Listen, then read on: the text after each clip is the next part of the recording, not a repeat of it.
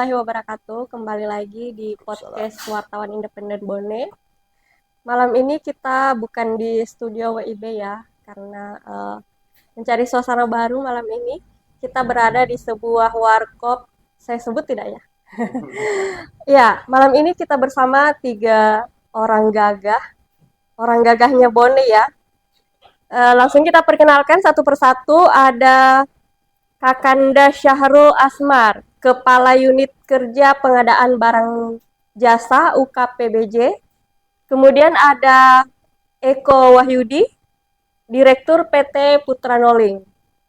Dan yang ketiga, tamu kita ada Haryogis SHMH, Kepala Desa Tunrutelue, Kecamatan Sibulue. Selamat datang, Kakanda Adinda.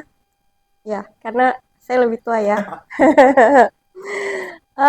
Walaupun tamu kita pada hari ini mukanya formal banget ya kayaknya, tapi insya Allah pembahasan kita kali ini akan dibuat seringan mungkin, walaupun pembahasannya agak berat mungkin Kak ya. Malam ini kita akan sedikit membahas itu tentang pengadaan barang dan jasa, karena kebetulan di sini ada kepala unitnya, itu terkait Inpres nomor 2 tahun 2022. Iya, mungkin bisa langsung dijelaskan sedikit Kak, apa sih isi dari Inpres tersebut? Langsung ke Kak Syahrul. Silakan Kak. Bismillahirrahmanirrahim. Assalamualaikum warahmatullahi wabarakatuh. Terima kasih yang sebesar-besarnya karena sudah diundang oleh WIB dalam podcast kali ini. Baiklah, karena temanya katanya itu tentang Inpres nomor 2 tahun 2022. Saya bisa menjelaskan sedikit bahwa Inpres nomor 2 tahun 2022 itu tentang peningkatan penggunaan produk dalam negeri dan produk usaha mikro kecil dan koperasi dalam menyukseskan gerakan bangga buatan dalam bangga buatan Indonesia. Jadi inti dari sebenarnya ada sejarahnya kenapa Inpres ini muncul. Jadi saya bahas pengadaan barang jasa saja. Jadi dalam pengadaan barang jasa itu sebenarnya kita sudah ditekankan untuk menggunakan produk dalam negeri sejak dikeluarkannya keputusan Presiden nomor 16 tahun 2018. Nah, di situ sudah ditekankan bagaimana dalam membeli sesuatu dalam pengadaan barang jasa itu harus menggunakan produk dalam negeri. Cuman dalam prakteknya itu masih banyak masih kendala-kendala, sehingga masih banyak baik kementerian, lembaga maupun pemerintah daerah masih menggunakan produk-produk impor. Nah, kemudian keluarlah Undang-Undang Cipta Kerja Undang-Undang nomor 11 tahun 2020 tentang Cipta Kerja. Di undang-undang itu salah satu amanat yang paling penting yaitu membuka lapangan kerja seluas-luasnya kepada usaha mikro, kecil, dan koperasi. Jadi kalau dulu kita mengenal UMKM, usaha mikro, kecil, dan menengah, Undang-Undang Cipta Kerja itu sedikit mengubah menjadi UMKK. Jadi usaha menengah itu sedikit digeser oleh Undang-Undang Cipta Kerja.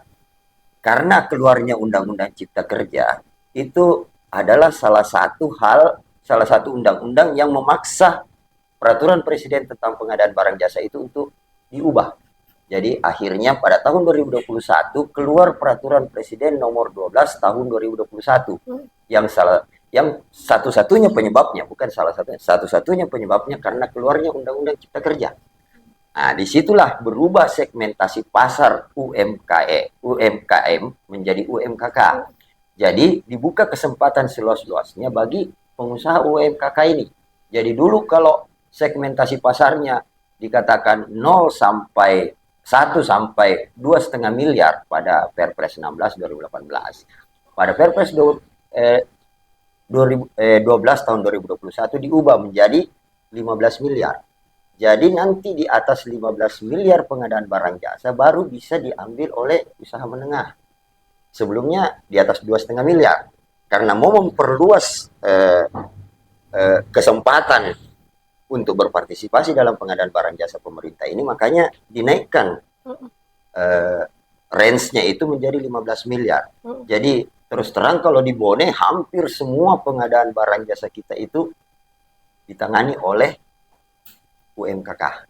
Kecuali barang jasa yang memang menuntut kemampuan teknis, memang aturan mengatur bahwa kalau kemampuan teknis tinggi yang memang tidak bisa dipenuhi oleh usaha kecil dan usaha mikro dan usaha kecil dan koperasi bisa diambil alih atau diberikan kepada usaha menengah dan usaha besar.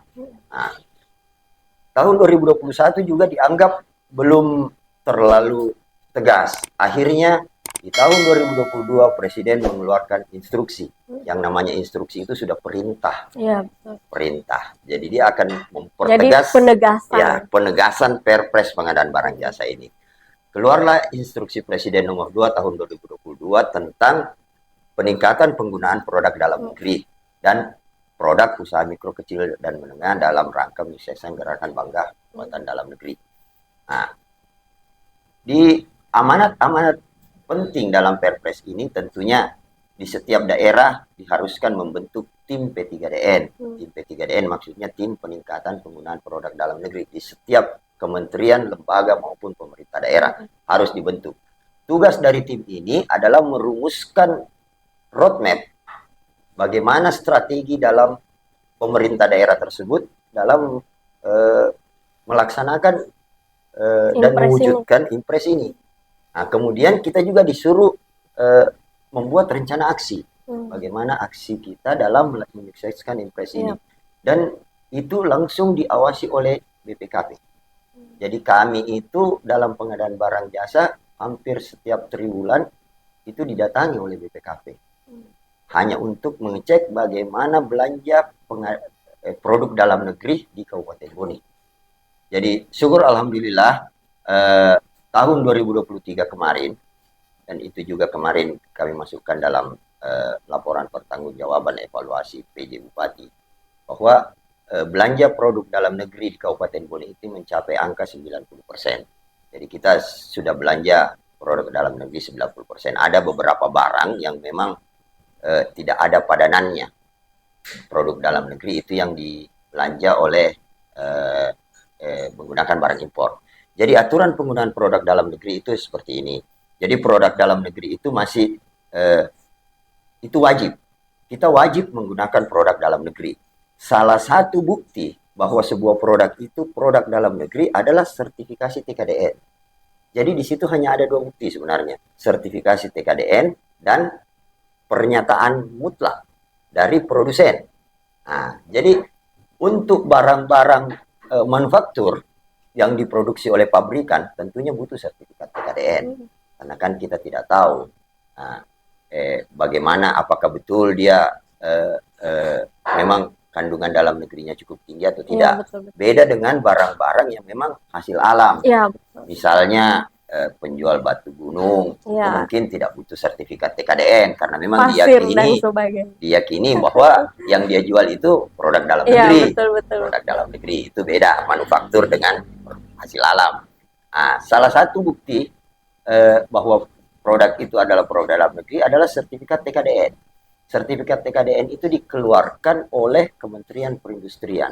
Jadi kita bisa langsung ngecek apakah barang ini bersertifikat TKDN dengan memasukkan jenis barangnya. Jadi sertifikat TKDN itu keluar per jenis produk, bukan atas nama pabrikan. Nah, komponen-komponen sehingga muncul persentase TKDN itu ada beberapa komponen. Jadi pertama komponen bahan baku dan bahan material. Itu dihitung untuk mendapatkan sertifikat TKDN. Kemudian tenaga kerja. Tenaga kerjanya kan ada orang Indonesia, orangnya kemungkinan orang Indonesia semua ya. Kemudian tenaga ahlinya. Apakah tenaga ahlinya menggunakan tenaga asing atau tidak? Nah, kemudian jasa lainnya, jasa pendukungnya. Bagaimana pengangkutannya, apa semua. Itu jasa pendukung namanya. Dan peralatan kerja untuk menciptakan barang. Misalnya ini tisu. Apa-apa sih peralatan untuk membuat tisu ini? Apakah memang diproduksi oleh dalam negeri atau memang masih dari luar? Sehingga muncullah persentase nilai TKDN. Jadi nilai TKDN yang disyaratkan saat ini oleh pemerintah adalah kita wajib membeli barang produksi dalam negeri yang ber-TKDN apabila di dalam jenis barang itu terdapat nilai TKDN, penjumlahan antara TKDN dan bobot manfaat perusahaan itu 40%. Kita wajib membeli barang yang TKDN-nya di atas 25%. Karena saya lupa tadi jelaskan bagaimana, karena di sini ada komponen bobot manfaat perusahaan. Bobot manfaat perusahaan itu maksudnya begini, itu insentif yang diberikan oleh pemerintah bagi perusahaan yang berinvestasi di Indonesia. Jadi harus di Indonesia dulu baru ada BMP-nya. Setelah itu BMP dihitung. BMP dihitung itu berdasarkan bagaimana kemitraan perusahaan itu dengan UMKK. Jadi kalau dia menjalin misalnya bahan bakunya dipasok oleh UMKE, UMKK atau apa itu dihitung. Kemudian bagaimana mereka komitmennya terhadap lingkungan dan terhadap kesehatan dan keselamatan kerja. Biasanya dibuktikan dengan sertifikat ISO dan sertifikat OSAS itu untuk perusahaan. Dan kemudian bagaimana layanan purna jual yang disiapkan oleh perusahaan tersebut. Jadi menilai maksimal BMP itu 15%. Jadi kalau ada produk yang ber-TKDN 25% ditambah 15% itu kan sudah 40.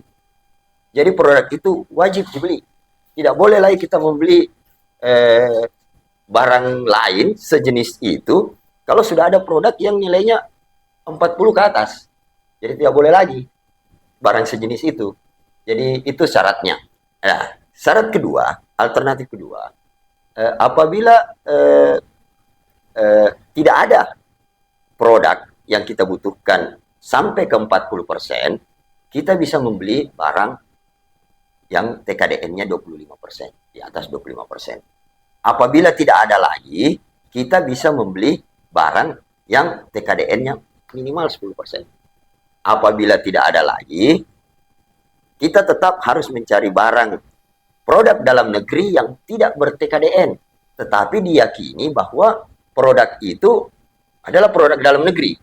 Kita bisa membuktikan begini, ada namanya referensi. Misalnya, produk ini tidak ada TKDN-nya, dia belum ngurus TKDN. Tapi bahan-bahan bakunya itu kita bisa minta keterangan. Misalnya dari desa ini, bahan bakunya. Keterangan dari kepala desa bahwa benar bahan bakunya itu dari sini. Sehingga dia dinyatakan sebagai produk dalam negeri, meskipun belum ber-TKDN. Jadi itu keharusan. Nah, alternatif terakhir, apabila semua alternatif itu tidak ada, baru kita impor barang. Nah, itu mungkin sedikit penjelasan singkat tentang TKDN. Mungkin nanti akan berkembang kalau ada. Ini kan Inpres ini sudah dari 2022 kemarin, kayak artinya bertahap. Kemarin dari 2018, kemudian muncul lagi 2019, 2021, 2022. Sekarang sudah di tahap 90%. Apakah itu tahap pencapaian 90% itu setelah muncul instruksi presiden atau memang sebelumnya sudah seperti itu, Kak? Kalau pemerintah daerah, terus terang saja kalau kita pemerintah daerah itu, kita kan tidak punya kebutuhan besar dengan barang-barang impor. Kecuali memang kebanyakan kita itu barang-barang impor yang kita beli itu sebenarnya alat elektronik, alat kesehatan, alat pertanian. Setelah muncul ini, kita sudah kunci bahwa alat kesehatan baru bisa dibeli apabila memang tidak ada tersedia produk dalam negeri. Alat elektronik pun kita minta TKDN-nya.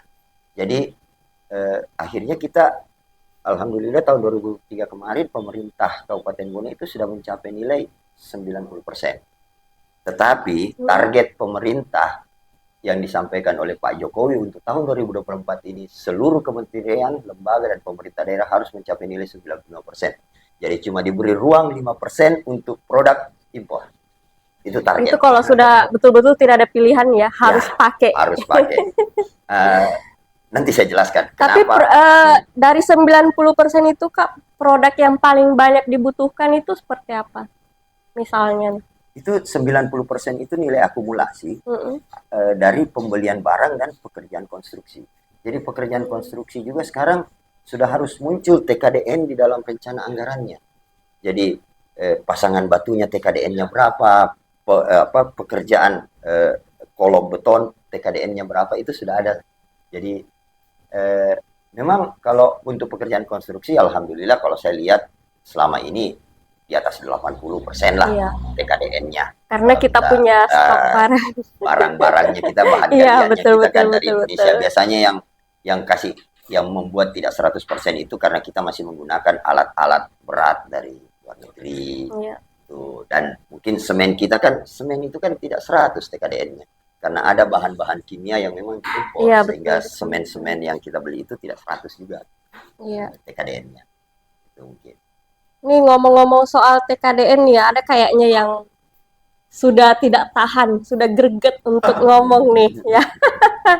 Ada Eko Wahyudi, Direktur PT Noling Group. Noling Group ya. Apa? Cocok ya? Putra Noling Group. Beliau ini terkenal dengan produk lampu jalan ya, kalau tidak salah ya. Dan tentu saja sudah ber-TKDN ya. Ya, insya Allah ya. Sudah berapa lama nih menggeluti bidang perlampuan ini?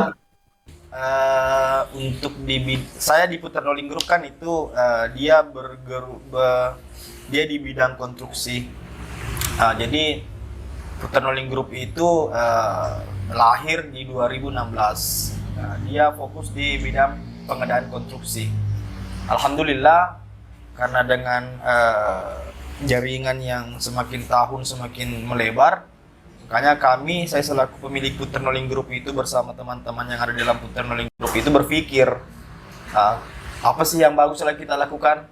Karena begini, di 2020 itu 2020, 2021, 2022 itu kan ada COVID yang dimana notabene COVID itu sangat merugikan bagi pekerja-pekerja konstruksi yang kayak kita ini karena terjadinya refocusing anggaran untuk memangkas semua pekerjaan fisik dialihkan ke pengadaan COVID. Jadi saya berpikir bahwa kalau kita hanya fokus di pekerjaan konstruksi, bisa-bisa kita ini pekerja-pekerja konstruksi bisa selesai dengan adanya seperti ini. Apalagi hari ini Indonesia ini kita tidak tahu sampai kapan. Apalagi dengan adanya hal-hal seperti ini, jadi saya berpikir mungkin lebih bagusnya lagi kalau kita buka cabang, buka item lain. Selain itu, saya kan memang sering terjun ke lapangan, melihat potensi-potensi desa, kelurahan, bahkan kota di Kabupaten Bone ini saja kita ini masih butuh penerangan. Di lain sisi, ketika kita membutuhkan penerangan, otomatis kan masyarakat itu bergantung dengan adanya lampu jalan. Karena tanpa adanya lampu jalan, angka kejahatan kepada lingkungan masyarakat itu pasti akan bertambah.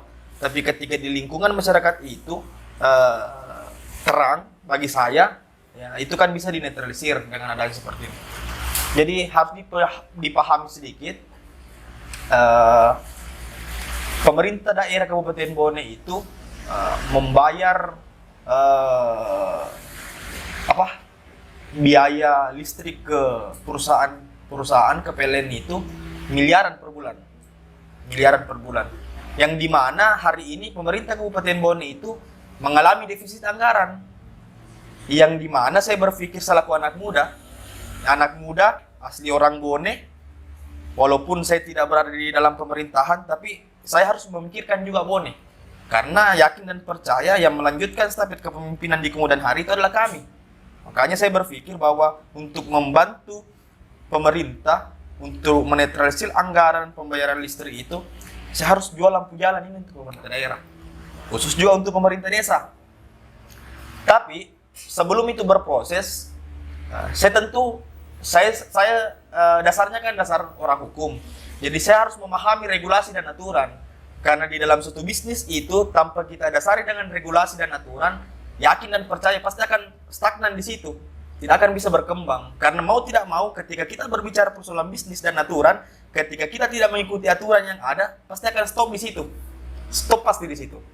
Makanya saya konsultasi, kebetulan juga saya pernah konsultasi juga kepada beliau selaku kepala WLP yang memahami regulasi-regulasi dan memang tupoksinya di situ. Saya pernah konsultasi beberapa tahun yang lalu, Bu Andi.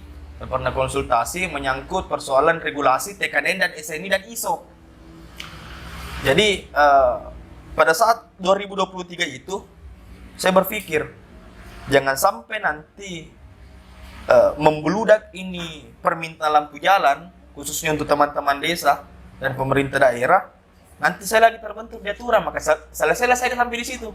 Ketika saya tidak mengikuti dan tidak mengantisipasi hal itu, hanya saya mengurus TKDN, legalitas standingnya, apa dan lain sebagainya. Alhamdulillah di 2024 bulan 1 itu TKDN lampu jalan tenaga surya yang Puternolim Group miliki itu clear, selesai.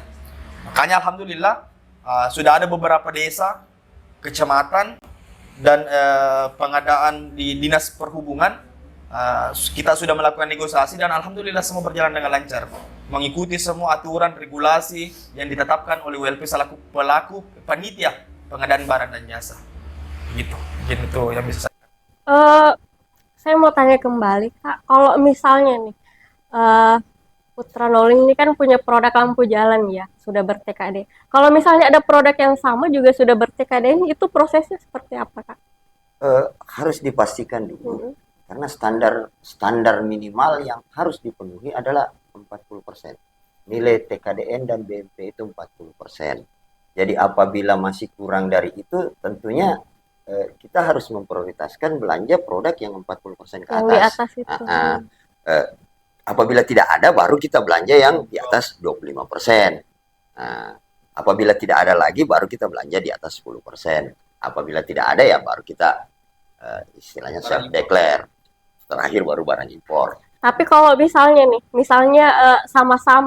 sama-sama di atas 40%. Cara untuk memilihnya ini sendiri, misalnya nih Pak Kades nih butuh lampu jalan, tapi ada 2 produk nih misalnya sama dengan putus. Terus di atas 40% juga. Bagaimana tuh cara ininya di ULP Kak? Tentunya kepala desa kan itu maksudnya pengguna, jangan saya sebut kepala desa ya. Iya, pengguna. Pengguna barang ini harus mengidentifikasi yang mana sih cocok dengan kebutuhannya. Karena lampu itu kan kita ada wattnya, tingkat keterangannya. Betul.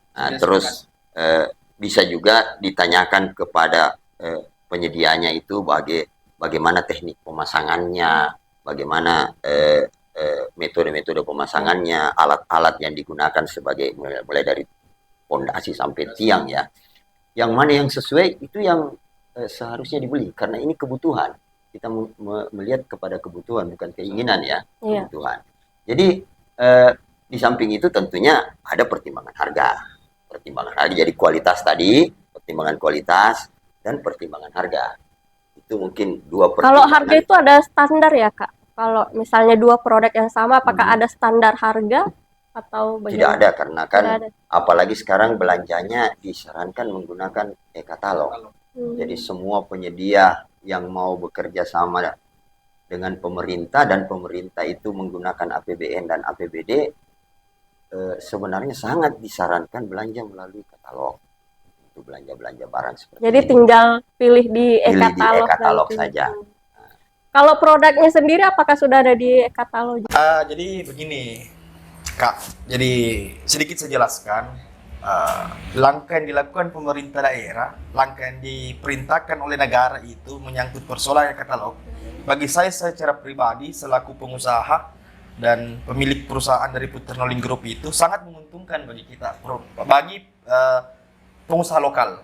Jadi begini, e-katalog itu sebenarnya sangat meringankan kita terjadinya negosiasi menggunakan anggaran pemerintah, anggaran negara dan anggaran pemerintah daerah.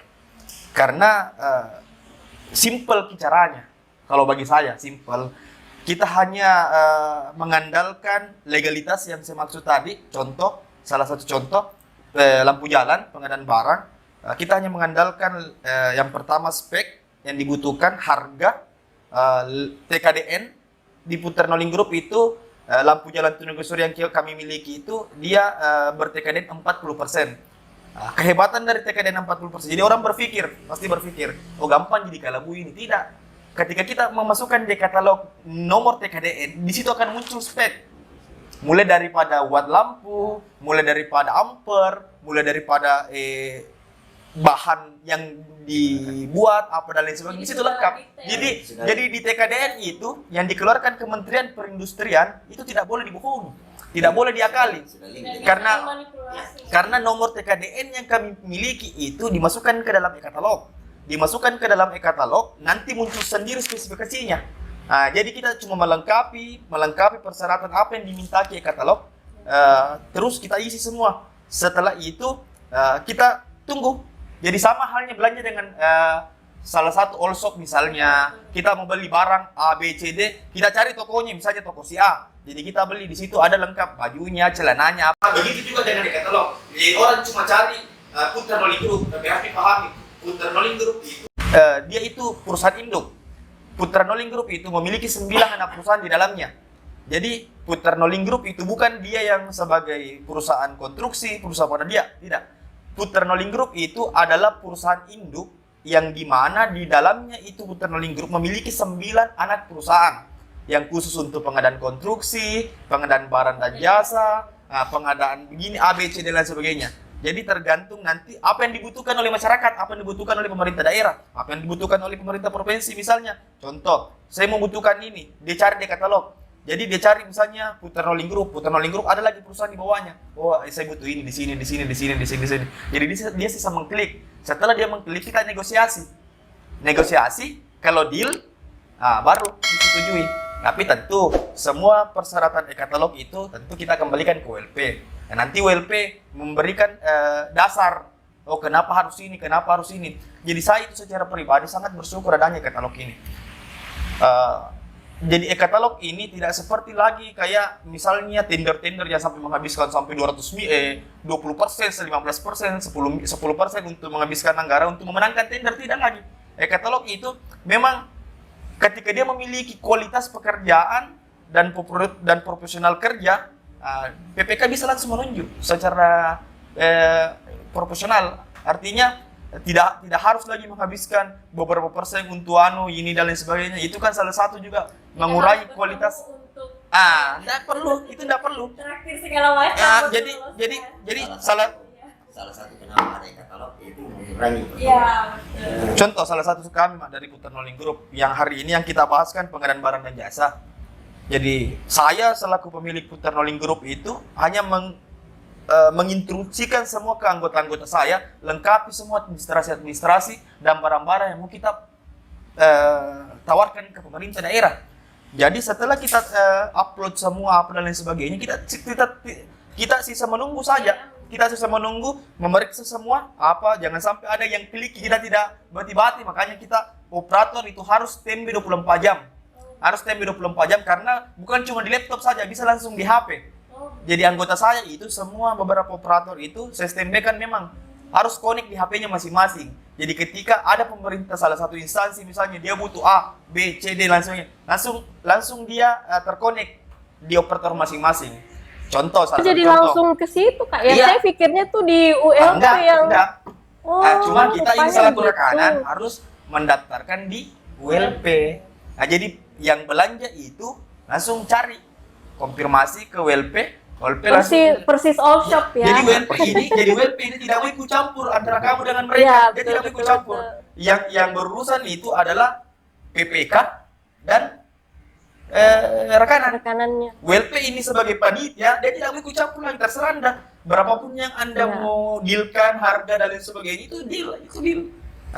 WLP ini sebagai panitia hanya menengahi. Artinya dia di jalan tengah dia. Dia hanya memfasilitasi tempat. Polisi lalu lintas. Dia hanya memfasilitasi, jangan ada pelanggaran. Buat Rambu-rambu. Ini tidak boleh ini. Jadi salah satu contoh lampu jalan yang ada di Dinas Perhubungan. Lampu jalan yang ada di Dinas Perhubungan itu,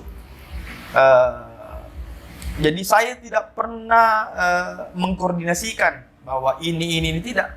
Cuma dia karena cari spek, kebetulan spek yang dia butuhkan itu adalah spekku, dan saya adalah perusahaan lokal, dan saya lengkap legalitas yang kami miliki, jadi saya mengklik saja. Selesai. Jadi tidak perlu lagi 1 minggu, 2 minggu, enggak, 1 hari pun. Misalnya dia klik misalnya di jam 8, jam 9 bisa selesai. Sudah deal. Kontraknya bisa langsung besok atau bisa langsung sekarang. Itu kehebatan dari belanja katalog. Ya, kita ke Pak Desa dulu nih, kayaknya sudah tidak sabaran juga mau bicara. Sedikit saya tanya dulu kepada Pak Desanya ini. Kalau di desa sendiri, seberapa penting sih kebutuhan produk kayak lampu jalan itu? Terus apakah selama ini memang sudah mengikuti instruksi Presiden seperti yang disampaikan oleh Kak Saruli tadi?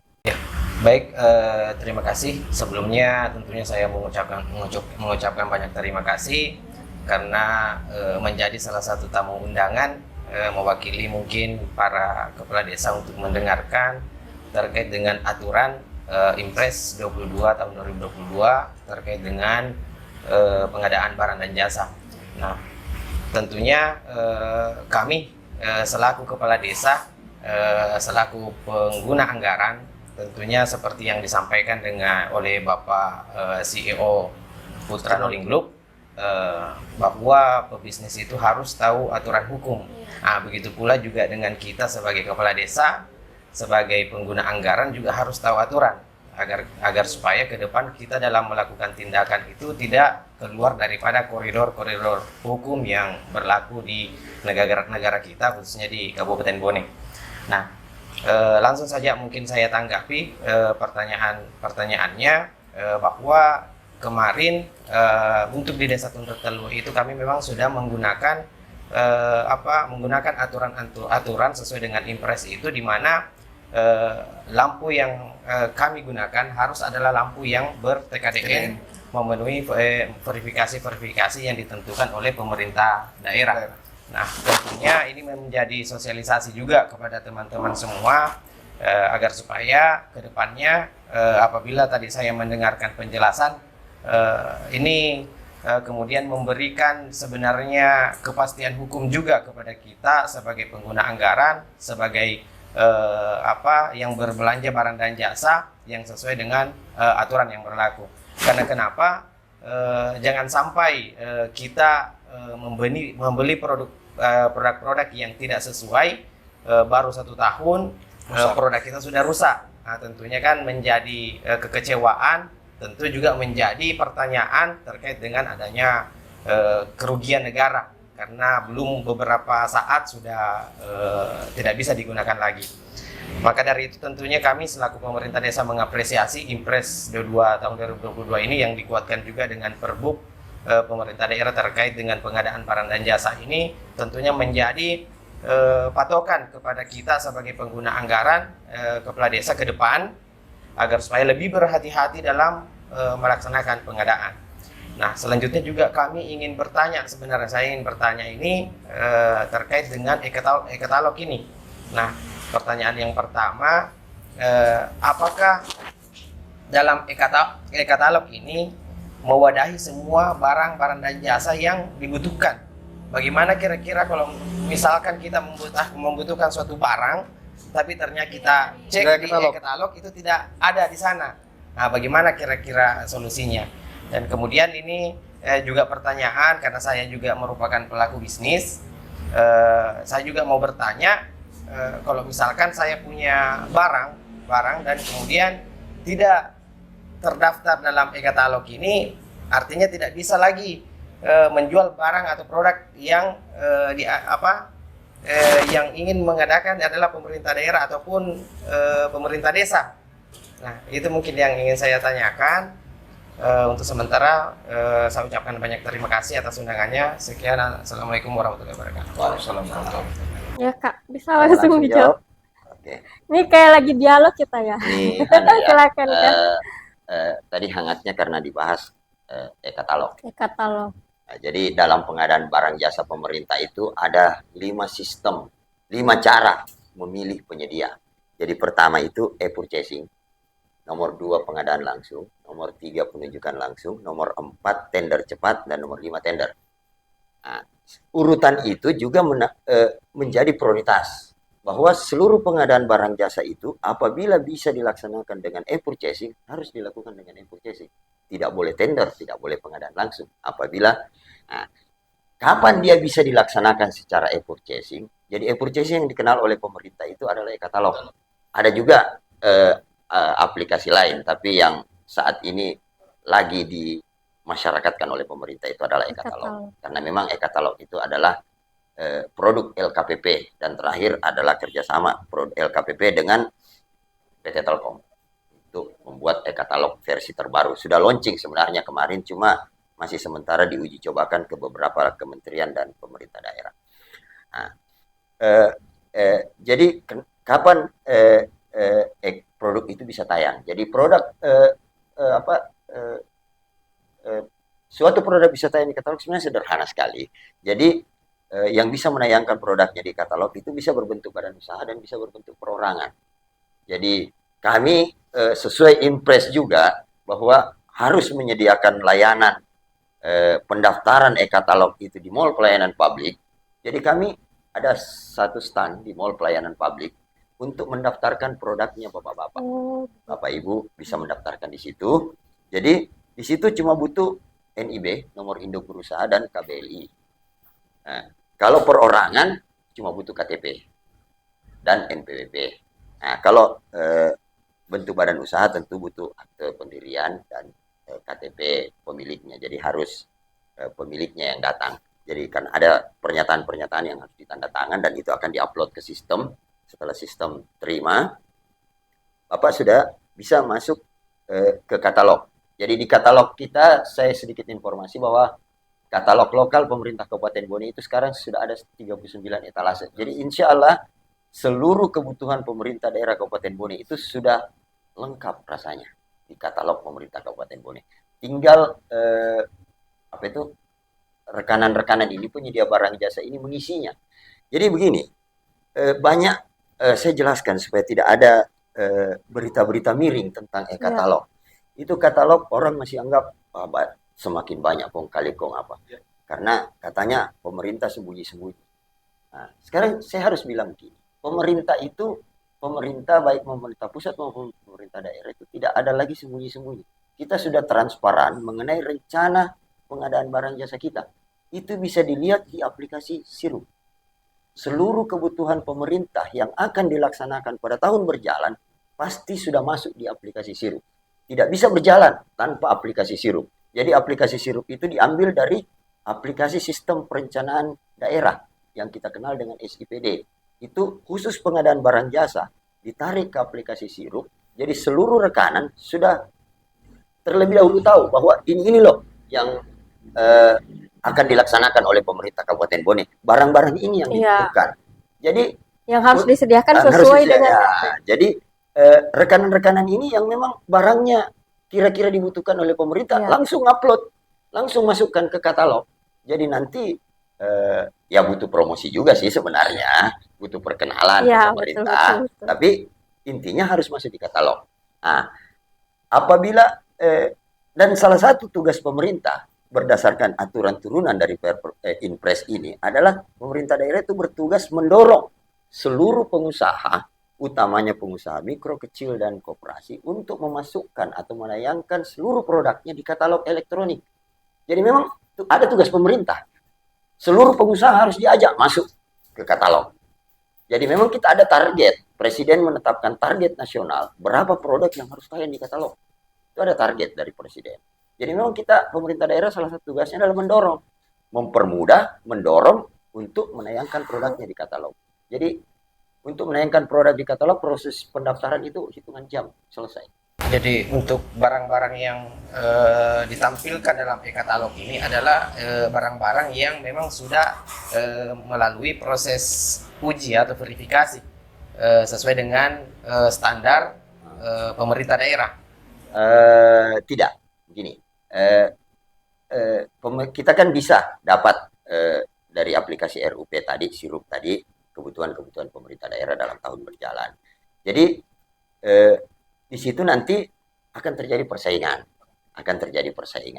karena seorang pembeli itu pasti tidak akan langsung membeli pakai aplikasi, pasti dia telusuri dulu, bahwa perusahaan ini di mana sih, kemungkinan bahkan ada beberapa informasi saya dengar dari teman-teman di dinas itu dia datangi dulu.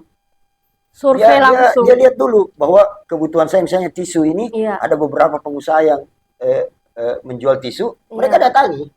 Untuk lebih lihat, memastikan produknya. Nah, jadi kenapa tadi saya hubungkan dengan TKDN? Itu TKDN. Jadi kadang begini ya, untuk aturan sekarang, apabila ada dua produk yang disandingkan, produk impor dan produk dalam negeri, meskipun produk dalam negeri ini sedikit lebih mahal, kita harus memberi produk dalam negeri. Jadi bukan harga menjadi pertimbangan utama. Produk dalam negeri itu menjadi pertimbangan utama. Kita tidak boleh mengatakan ini kenapa beli barang yang lebih mahal? Ini nanti untuk seluruh masyarakat. Nah, ini kan rugi kan.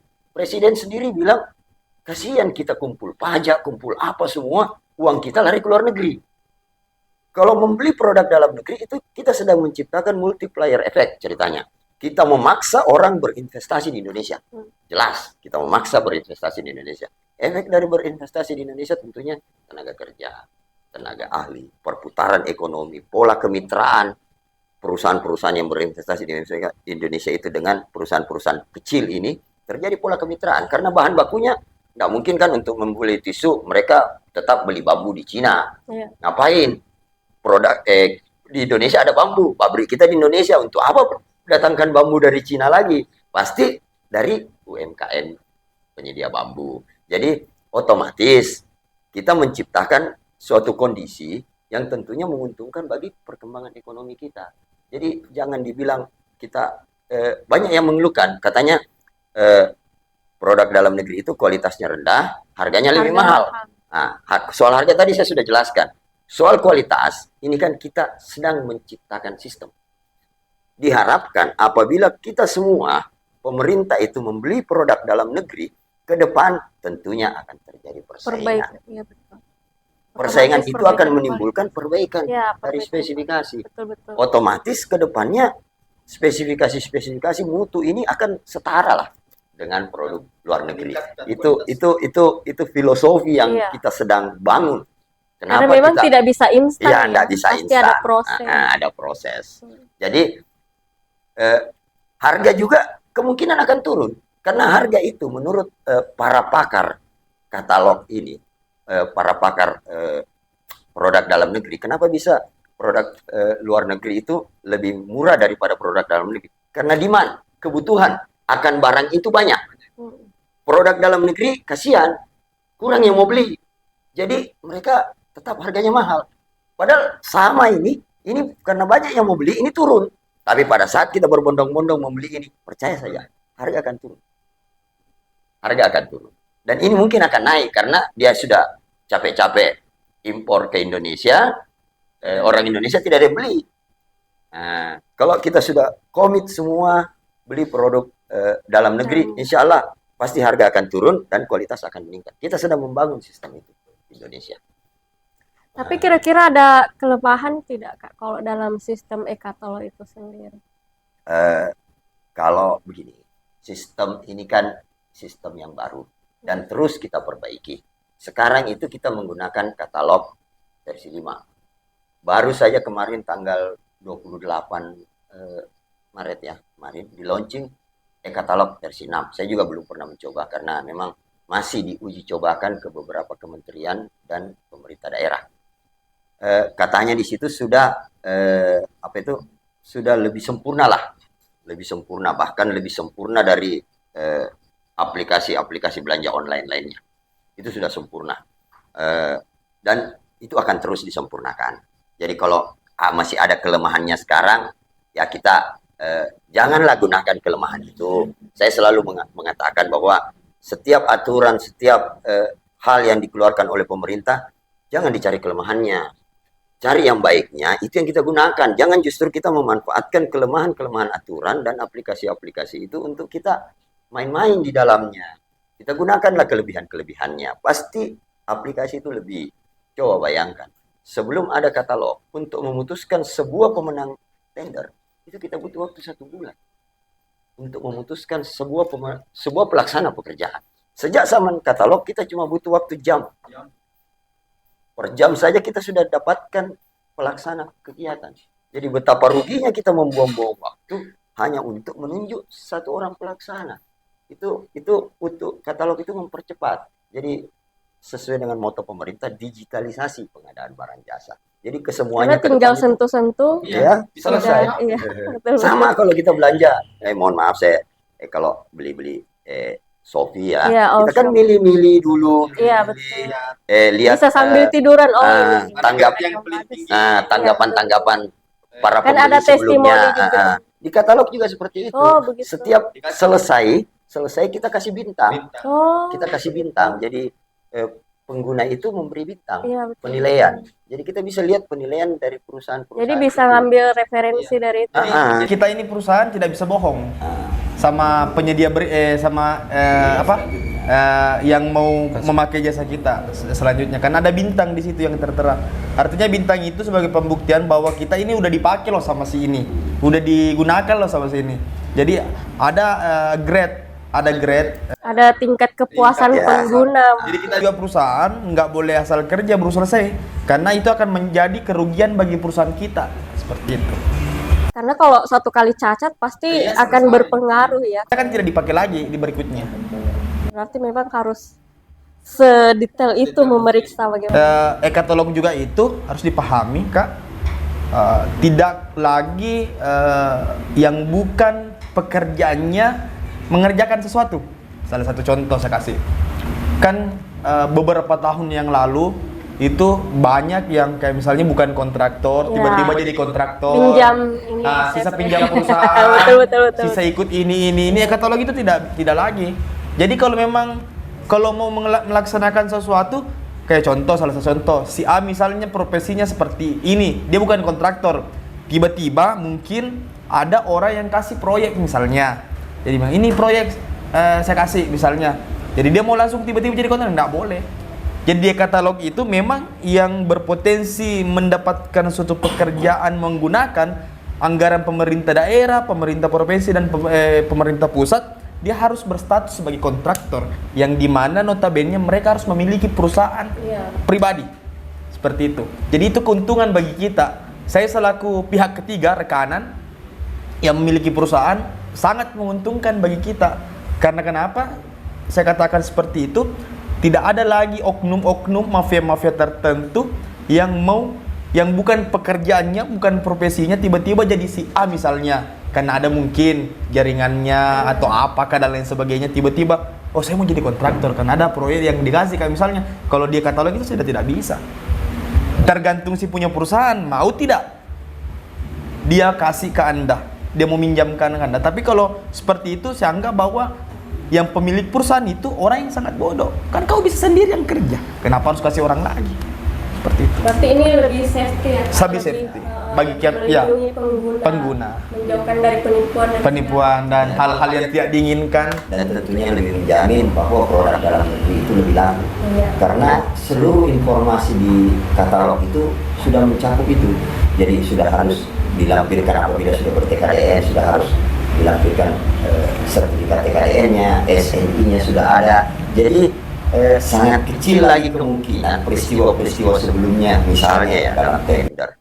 Tender itu kan persyaratannya, syarat-syarat teknisnya itu kita dibatasi, tidak boleh mengada-ada persyaratan teknisnya. Jadi semata-mata perangnya di harga. Iya. Jadi bisa saja apabila kita melakukan tender barang-barang impor ini ikut tender. Ada perusahaan-perusahaan yang menawarkan barang-barang impor ikut tender karena harganya murah. Iya. Bisa saja mereka menang. Kasihan kan, tidak Ya, laku betul. produk ini. Dengan e-katalog kita sudah harus memilih bahwa kalau ada ber-TKDN ya pilihlah yang ber-TKDN. Tidak boleh lagi karena hukumnya wajib. Tidak boleh lagi yang tidak ber-TKDN, karena ber-TKDN yang tidak ber-TKDN ini mungkin orang kita bisa memperdebatkan bahwa dia produk Indonesia, tapi kan tidak ada legalitas. Yang betul-betul legal ya yang harus ber-TKDN, dan itu wajib hukumnya apabila produknya sama, kecuali kalau barang yang kita butuhkan setelah kita survei semua di katalog tidak ada, baru kita pilih yang tidak ber-TKDN, tapi diusahakan dulu yang Itu opsi ber-TKDN. terakhir. Itu opsi terakhir. Nah, gitu. kembali ke Putra Noling nih. Sejauh ini sudah mungkin bisa sedikit promosi, sudah berapa sih yang terjual sampai sejauh ini? Jadi begini, alhamdulillah kami dari Putra Noling Group itu khusus untuk pengadaan lampu jalan tenaga surya ini, saya sedikit memberikan edukasi ke pemerintah daerah bahwa Putra Noling Group itu adalah perusahaan lokal Kabupaten Bone. Namun sejatinya harus dipahami, kami dari Putra Noling Group itu diberikan tanggung jawab oleh perusahaan pusat pemilik lampu jalan ini, memberikan rekomendasi sebagai distributor wilayah Sulawesi. Tapi kami fokusnya di Bone dulu. Karena kami anggap bahwa bagaimana kita bisa membesarkan di kabupaten lain sedangkan di kabupaten kita sendiri belum besar. Jadi saya berpikir selaku perwakilan anak muda yang ada di Kabupaten Bone ini, ayo pemerintah daerah, teman-teman desa untuk memilih lampu jalan tenaga surya untuk apa? Untuk memberikan fasilitas kepada masyarakat tentang penerangan jalan. Dan itu juga saya yakin bahwa akan mengurangi anggaran pemerintah daerah untuk pembayaran listriknya. Pikir sendiri, Kak. Artinya lebih hemat. Lebih hemat. Pikir sendiri. Pemerintah daerah itu mengeluarkan uang miliaran untuk membayar lampu jalan, listrik. Beban. Itu sampai miliaran loh. Bayangkan coba kalau hanya menganggarkan lampu jalan 1 unit misalnya. Kami ini bergaransi 3 tahun. Jadi selama 3 tahun pemakaian pemerintah daerah, teman-teman desa atau yang lain itu, selama 3 tahun itu ada kendala, itu tanggung jawab perusahaan kami. Kami akan ganti secara gratis dengan produk yang baru selama 3 tahun berjalan. Tapi kami yakin bahwa lampu jalan 1 unit itu dia bisa hidup sampai 5 tahun minimal. Cuma kami garansi dari perusahaan itu 3 tahun. Ada kerusakan selama 3 tahun itu kami ganti. Jadi mungkin sebaiknya pemerintah untuk memberikan edukasi. Dan saya juga baca di Impres nomor 2 2022 itu di nomor 16, nomor 15-16 itu bahwa kejaksaan dengan kepolisian itu diwajibkan untuk memberikan edukasi pendampingan hukum dan pendampingan hukum kepada pemerintah daerah untuk menggunakan barang yang ber-TKDN. Jadi itu sudah menjadi kewajiban. Di Impres itu yang nomor 2020 itu sudah menekankan dari teman-teman APH untuk memberikan edukasi ke pemerintah desa misalnya atau kabupaten misalnya untuk menggunakan produk yang ber-TKDN. Salah satunya bagi saya, karena saya adalah pengusaha lampu jalan tenaga surya, salah satunya adalah lampu jalan tenaga surya yang dimiliki Putra Noling Group. Mungkin seperti itu. Karena kenapa? Saya kan diundang ini sebagai salah satu perwakilan yang memiliki produk yang ber-TKDN. Cuma di mana saya selaku pemilik Putra Noling Group itu yang membidangi lampu jalan tenaga surya, makanya salah satu contoh di Impres itu adalah kami.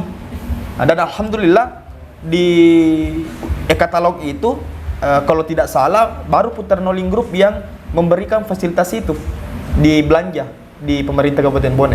Baru satu-satunya perusahaan yang menyiapkan e-katalog lampu jalan tenaga surya. Belum ada yang kami ketahui dan yang kami lihat itu belum ada kayaknya, Wandi. Bagaimana kan dia lebih paham sebenarnya. Cuma dari saya kan saya kan jadi begini Kak. Jadi begini. Kami kan begini. Kami ini selaku perusahaan otomatis kan kami mengupload menawarkan barang.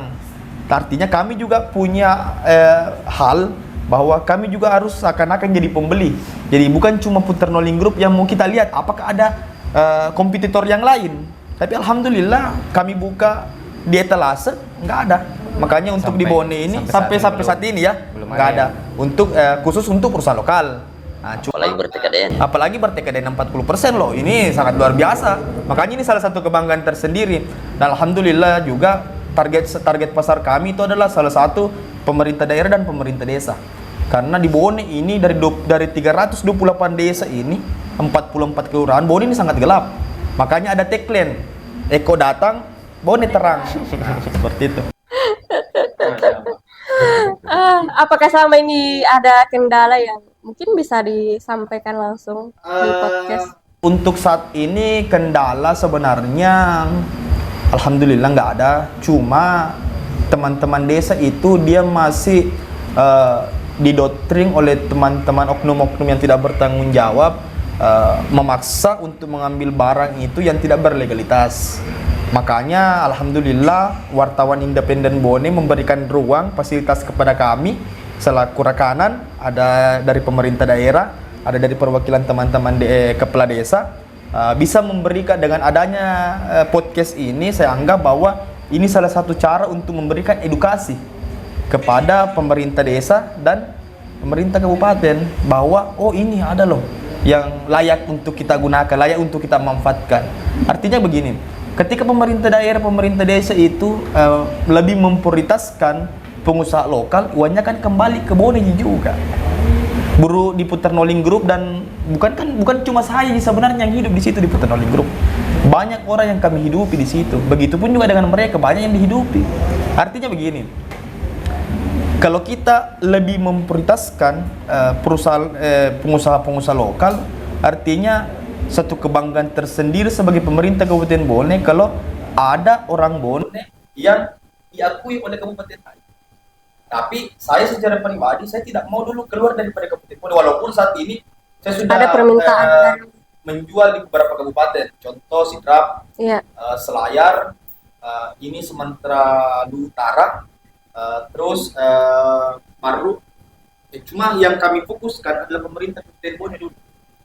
Cuma saya selaku distributor Sulawesi itu sudah ada beberapa kabupaten yang menjadi agen dari lampu jalan tenaga surya. Cuma saya selaku yang bertempat tinggal dari Bone, yang bertempat tinggal Bone, makan tanaman Bone itu harus berpikir bahwa saya harus besarkan dulu Bone baru keluar. Mungkin seperti itu. Ya, mungkin tadi kalau soal adanya oknum ya mungkin kepala desanya juga masih kurang sosialisasi kali Kak ya. Mungkin mereka juga belum terlalu paham tentang Inpres nomor 2 tahun 2022 ini. Ya, kita sih berharapnya setelah ada podcast ini teman-teman kepala desa juga bisa melihat dan ada sedikit penjelasan tadi cukup mencerahkan sekali tadi dari Kak Syaruli itu mungkin terkait ULP. Karena pembahasan kita kali ini sudah mungkin durasinya sudah agak terlalu panjang. Ada penyampaian. Oh ya, sebelum Terakhir kita ya. akhiri ada Ini sedikit. closing statement aja. Kalau di podcast kami tidak ada closing statement Siap. Kak, tapi kalau misalnya ada permintaan untuk penyampaian boleh silakan. Nah gini, intinya saat ini kita sudah diinstruksikan oleh Presiden untuk membeli produk dalam negeri. Dan kita harus bangga menggunakan produk dalam negeri. Saya sedikit mau menyampaikan, pokoknya kita harus berusaha bahwa seluruh kebutuhan kita itu, kita setting lah, bahwa kebutuhan kita itu harus dipenuhi oleh produk dalam negeri. Iya. Tidak usah butuh macam-macam yang Iya. tidak dibutuhkan oleh dalam negeri. Karena sudah disiapkan oleh Ya, pemerintah. karena kita akan menciptakan multiplier effect, persaingan di dalam negeri kita sendiri. Jadi terakhir saya mau mengutip sedikit peribahasa dari salah satu komisioner KPK pada saat dia menjelaskan tentang produk dalam negeri. Dia bilang gini, bukan cantik yang membuat cinta, tetapi cinta yang membuat cantik. Masya Allah. Bila saya hubungkan dengan produk dalam negeri, Iya. mari kita cintai produk dalam negeri. Iya, betul. Apabila kita sudah cintai produk dalam negeri, insya Allah produk dalam negeri itu akan cantik dengan sendirinya. Itu mungkin terakhir yang mau saya sampaikan. Sekian. Assalamualaikum warahmatullahi wabarakatuh. Saya juga ingin sampaikan kepada teman-teman APH baik dari kepolisian maupun kejaksaan. Mungkin setelah ini kita bisa turun bersama ya untuk melakukan sosialisasi ke teman-teman kepala desa atau mungkin bisa diluangkan waktu karena biasa tuh wartawan independen Bone melakukan pelatihan-pelatihan atau semacam sosialisasi kepada teman-teman kepala desa. Hanya mungkin karena mereka juga ada organisasi-organisasi yang biasanya menyulitkan untuk melakukan hal-hal seperti itu. Mungkin kali ini sekian saja dulu ya. Kita akan lanjutkan di lain waktu karena sudah larut malam juga. Terima kasih semua atas kehadirannya. Terima kasih Kak Syaruli, terima kasih Eko Wahyudi dan Pak Kepala Desa. Di lain waktu kita akan bertemu kembali. Sekian, wassalamualaikum warahmatullahi wabarakatuh.